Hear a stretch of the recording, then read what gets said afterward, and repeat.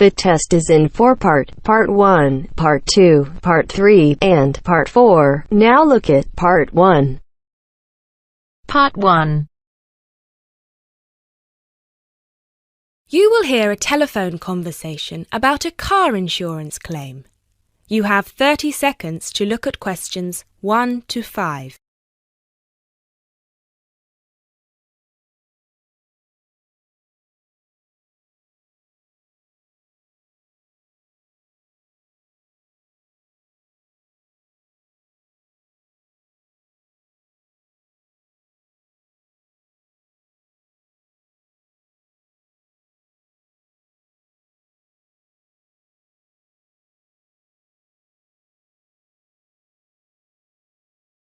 Good afternoon. Watto Insurance. This is Janet speaking. How may I help you? Yes, hello. I would like to make a claim on my car insurance, please. Certainly, sir. First of all, I'd like to inform you that all of our calls are recorded for monitoring and training purposes. Is that okay? That's okay. Could you please tell me your full name? Sure, it's Mr. Bennett Fisher. Okay, sorry, how do you spell your surname? It's spelled Fischer. Great, thank you. I see that you have taken out a third-party fire and theft premium with us on a 2013 light blue Volkswagen Passat. Is that okay? Yes, well, almost. The colour is not light blue, it's light green. Okay, thank you for updating your information with us. What is the nature of your claim with us today? Last weekend, I had driven up to York on business and left my car in a monitored car park. However, it was only monitored until 8 p.m, and I did not return to collect it until 9:30 p.m, after which no car park staff were present. When I arrived at the car park, my car wasn't there. It must have been stolen. I see. Were there any valuable items left in your car which could have been seen from outside? Well, I had recently bought quite an expensive radio for my car, but the front panel is detachable, and I always stow it in my glove compartment. So, no, there wouldn't have been anything valuable on display. Okay, Mr. Fisher. Thank you for that information. I'm going to send you some forms through the mail for you to fill in. Before I can do that, I need to ask you a couple more questions. Is that okay? Of course.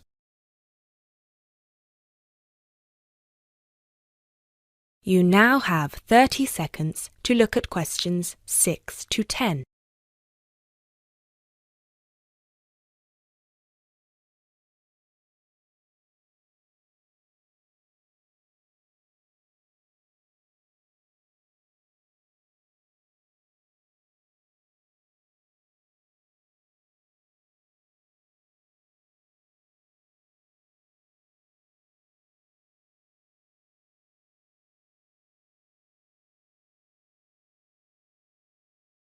Thanks, Mr. Fisher. First of all, could you let me know your policy number, please? Of course. I have it right here. It's G34C245. G34C245. Thanks. And the type of claim? Shall we say stolen car? Yes, the car was definitely stolen. I reported it to the police immediately. I actually have the report number here if that's of any use. No, not right now. But keep hold of that as we will need to see a copy of the police report eventually. Which police station did you report the offence at? York Police Station. Was it your first time in York? No, but it was the first time I'd driven there. I usually take the train. Were you aware that the car park was only manned until 8 p.m? No, I was not aware of that. Were there any signs put up on the premises that informed car owners of the risks of leaving their cars after normal operating hours? Yes, but they said the car park was going to be guarded until 10 p.m, at which point the entrance is barred so no cars can come in or out. Was any reason given for that sudden change? The police informed me that the staff on duty that night had left on an urgent call. I believe it was something about a family member being admitted to hospital. Were there any personal items left in your car? Yes, first of all, there was the car radio I mentioned before. Ah, yes, of course. Anything else? Just some CDs and an old jacket. Right. Thank you, Mr. Fisher. I have everything I need for now and will send these forms out to you shortly. When you get them, please fill them out with as much information as you can, and where possible, include copies of any relevant documents to support your claim, such as police reports and registration details. Once you have returned that to us, we can then start to assess whether you will be eligible to receive compensation. Do you have any further questions for me today? No, that's all. Thanks for your help.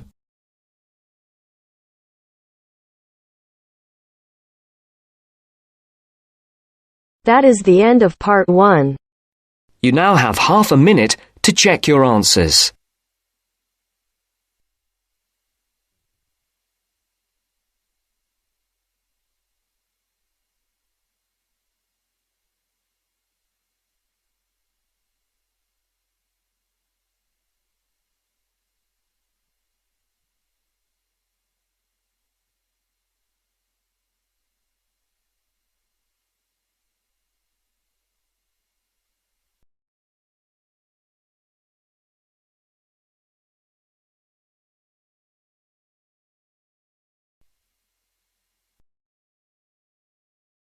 Now turns to part 2.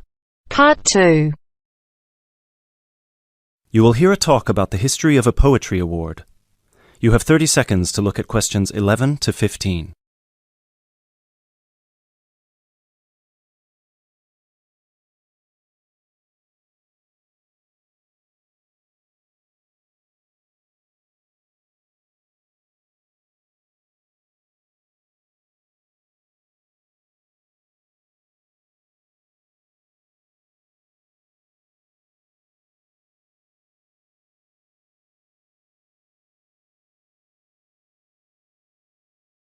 Hello everyone, and welcome to this year's award ceremony for the Antonia Watson Memorial Poetry Award.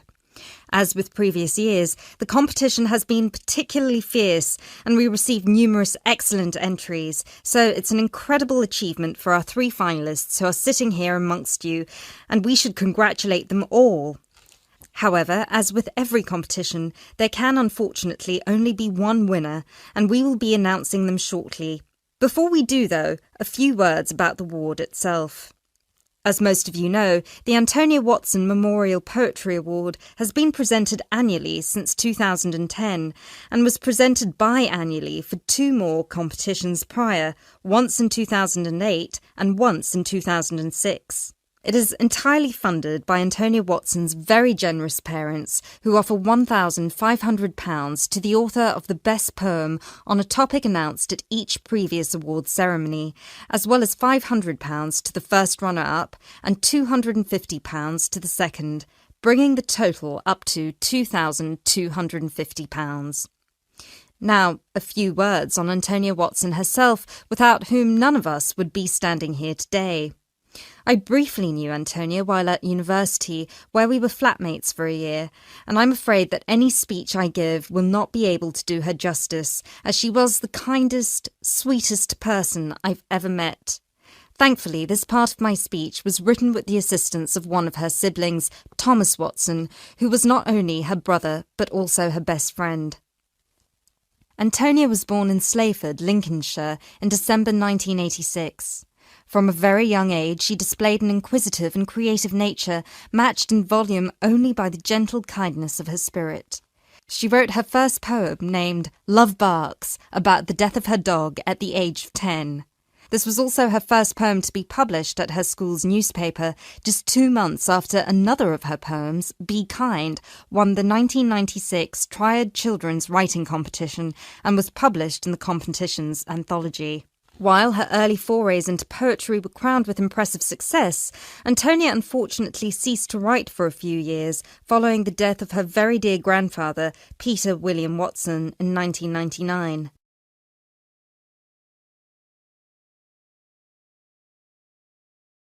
You now have 30 seconds to look at questions 16 to 20.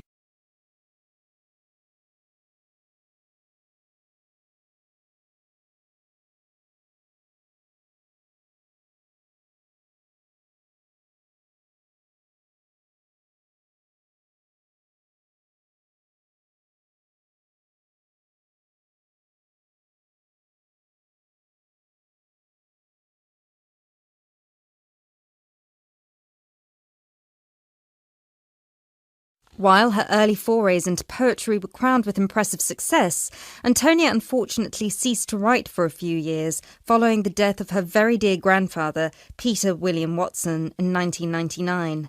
Despite her writer's block, however, her artistic nature didn't lie dormant during the next 4 years.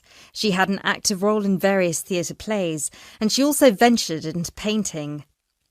A few of the plays are available on the internet, and you can find several of her self-portraits on our website, and you can see for yourself how impressive they are. But poetry, of course, remained her passion even then, which is why in 2003 she resumed writing, and her next poem, The War on Both Sides, was published in her college's journal. At the age of 18, Antonia moved to Sheffield to study English literature at the University of Sheffield. This is where she and I met, spending a whole year in adjacent rooms in a flat in central Sheffield. This is also where I met her good-natured, generous parents, Mr. and Mrs. Watson, who came to visit her regularly and always treated me like a daughter as well. Antonia and I grew very close during that period, and while we ran in different circles, we always found time for each other every week. Antonia self-published one collection of poems in August 2005. It was named Burning Stars, after the poem on page 16, which is also the date of her birthday. It was an immediate success amongst her peers at the University of Sheffield, and it was so cherished by her English literature classmates specifically that it had attracted the attention of one of her lecturers, who put her in touch with a literary agent. She had been due to begin working on her second collection right before her tragic passing in a car accident just 5 days before her 19th birthday in December 2005.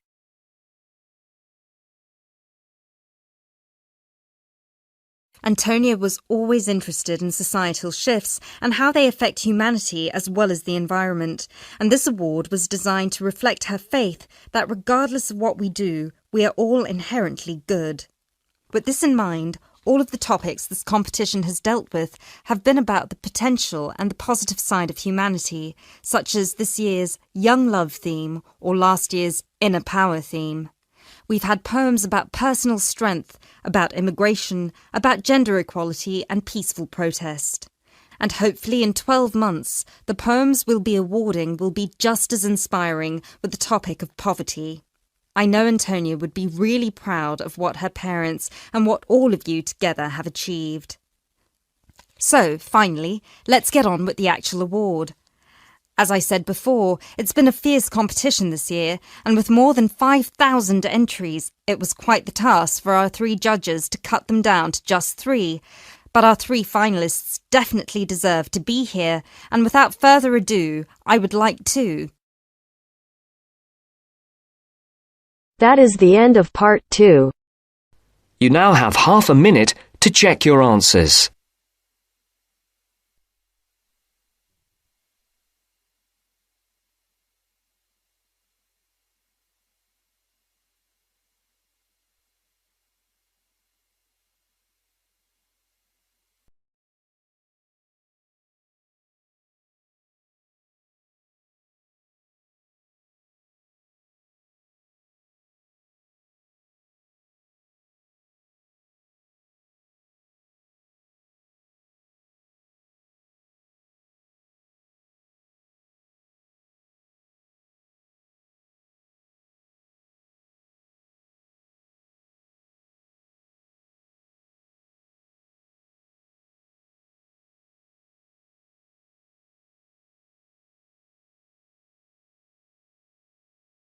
Now turns to part 3.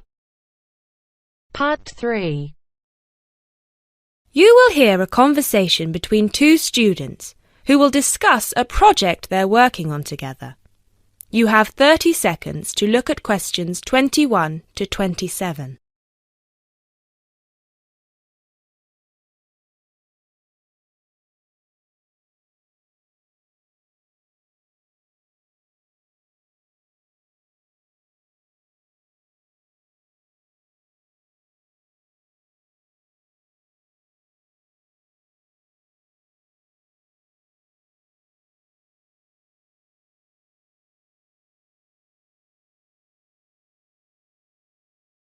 Hey, Jess. Glad you could make it.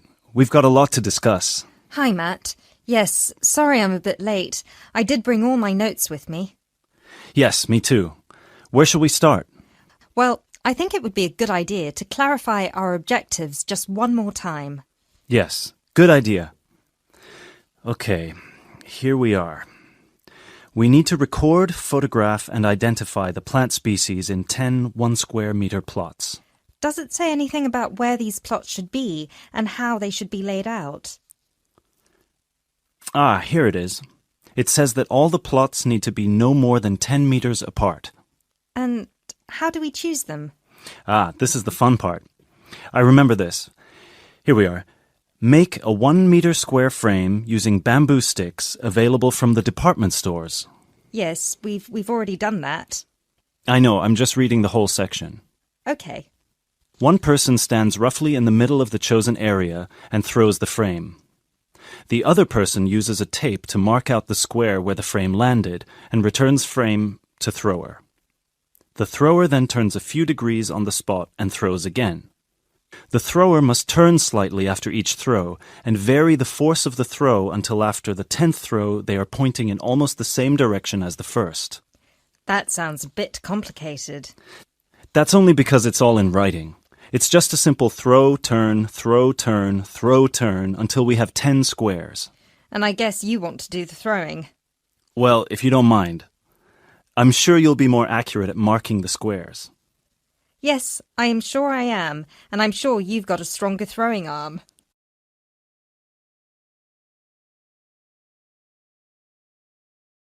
You now have 30 seconds to look at questions 28 to 30.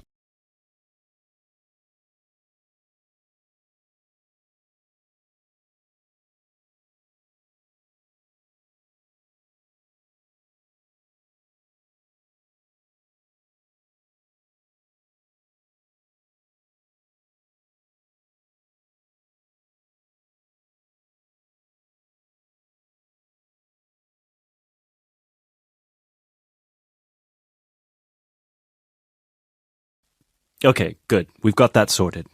Now we need to decide where to go. Yes, I've been thinking about that and I've brought the map. Ah, well done. I forgot mine. Now, I've identified 3 possible locations, but they've all got some disadvantages.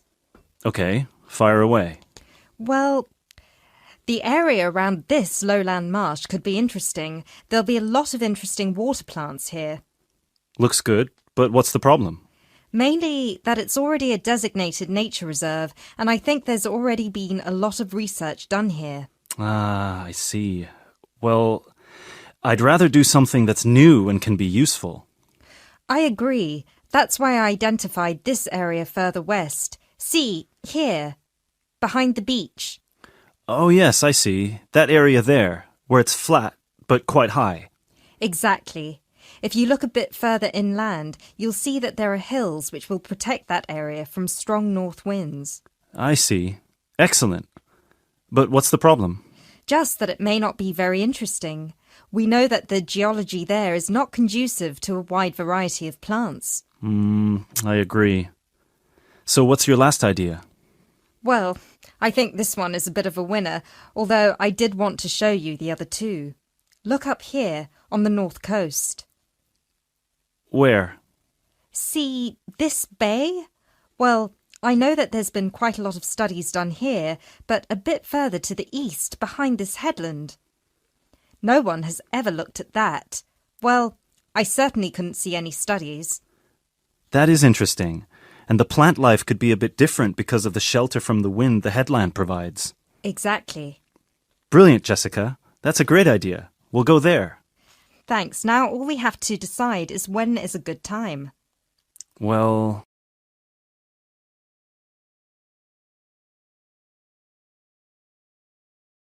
That is the end of part 3. You now have half a minute to check your answers.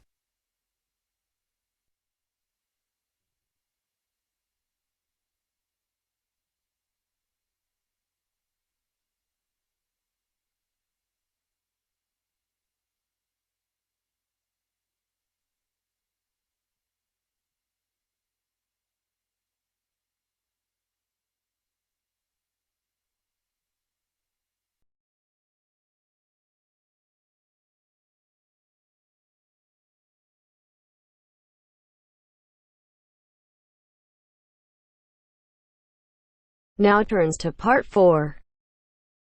Part 4.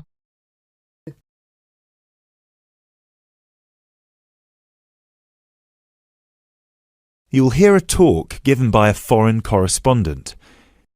First, you have some time to look at questions 31 to 40.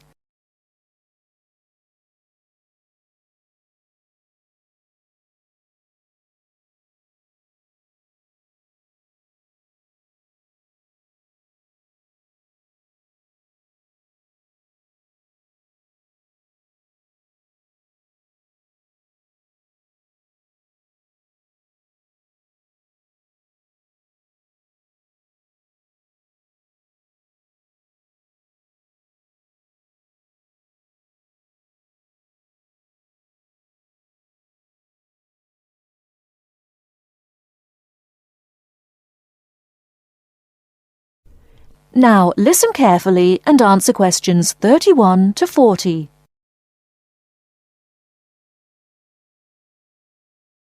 Good evening. As I assume most of you are already aware, I have been asked to come here and talk to you, essentially give you a quick overview of the life of a foreign correspondent, along with a few tips on how to become a successful international reporter yourself, should this be a career choice you elect to pursue. So let me start by this. Don't become a foreign correspondent, at least not due to the romantic notions that come attached to this job or what you've seen in the movies. Being a foreign correspondent does not mean exotic adventures. It doesn't mean finding yourself at the heart of the action and putting yourself in danger to inform the world. Let me just tell you this. 80 journalists are killed each year in the line of duty. Many more find themselves in prison or are attacked. You need to think hard. Is this the sort of career I want? Is this the kind of reporting I'm interested in? And only after you've carefully considered all the pros and cons should you decide. But let's focus on those of you who believe that, yes, you've got what it takes to be a foreign correspondent, and this is definitely why you decided to study journalism here. You're all third-year students, which means I don't need to waste my time telling you the basics. Of course, you need to read a lot. Books, novels, newspapers, blogs. And of course, you need to be acceptably proficient in various media skills.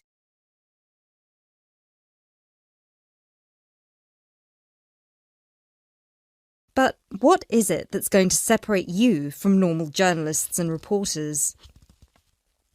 There are 4 things that'll make you different.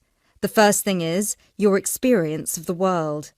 You can't call yourself an international reporter unless you've been around and seen different places and different cultures. Seize every opportunity to visit other countries, meet people from around the world. It doesn't matter if it's business or leisure, just hop onto a plane and go everywhere. This will expand your horizons and sharpen your mind, something that, as a foreign correspondent, will help you understand better the culture of the country you'll be covering. And speaking of culture, this is a term you need to make sure you fully understand. What's culture? What makes a country's culture? Explore the culture of the country you're interested in. The music, the literature, the religion. Are there any cultural practices or conflicts you need to be aware of? Are there any tensions within the country? Why? The most important element of culture, of course, is the language. Do yourself a favour, whether you're planning to become a foreign correspondent or not. Learn a foreign language. So many of us are culpable for just sticking to just English. And while English is a very important language in the world, it would be foolish to think it's the only one. Pick a language whose sound you enjoy, a language you find interesting. Trust me, your future CV will thank you for it. And finally, history. Don't expect to be given a job as a foreign correspondent if you don't know anything about your target country's history. No piece of news is disconnected from the past. The whole world tells a story, and your coverage will suffer if you attempt to arrive in the middle with no reference to or understanding of what came before. The hows and whys always lurk in the past. Seek them. The world of international journalism is changing, like every other industry, due to the internet. The arrival of globalization brought with it a whole new set of rules, and you'll do well to comprehend what they mean for you. Unfortunately, gone are the days when a newspaper would hire you and deploy you to a country. Increasingly, newspapers around the world are beginning to favour freelance journalism, offering opportunities to local reporters with the necessary chutzpah and an understanding of the zeitgeist in their region. What this means for you is that you won't just have to start at the bottom. If you want to sustain yourself as an international reporter, you'll also have to pursue many different avenues at once. You'll need to persevere and push and build contacts everywhere. An old student of mine, a terrible student at university, but an incredibly intelligent woman, she came to find me at a conference that was recently held in Yemen, where I delivered a speech on the future of journalism. She was working for 3 different newspapers as a freelance foreign correspondent, one of them The Times, and she told me that the one piece of advice I gave her that stayed with her and helped her with her career was this: don't be afraid to fail. It will happen over and over again. It's how you deal with it that matters most. So keep this with you, this one piece of advice. Oh, and don't forget, your passports need to be kept current at all times. Thank you very much for listening.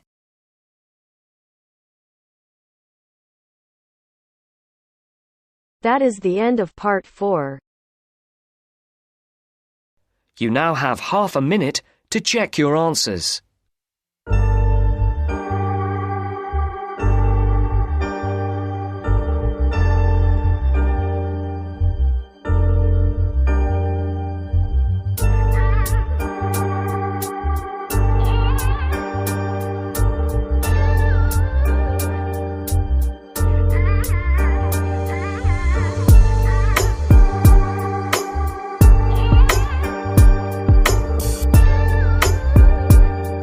That is the end of the test.